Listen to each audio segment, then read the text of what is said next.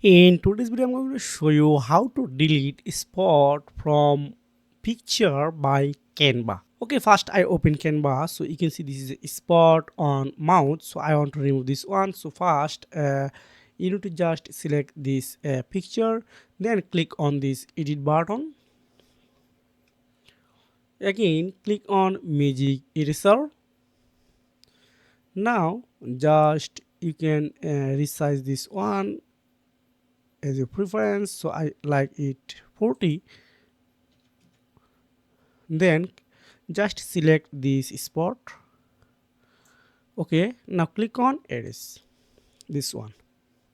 So I am waiting few seconds, only few seconds, it will remove. Wow, you can see it's already removed from mouth. Now you need to just share button, click on share button, then click on download. That's it. So thanks for watching, see you again.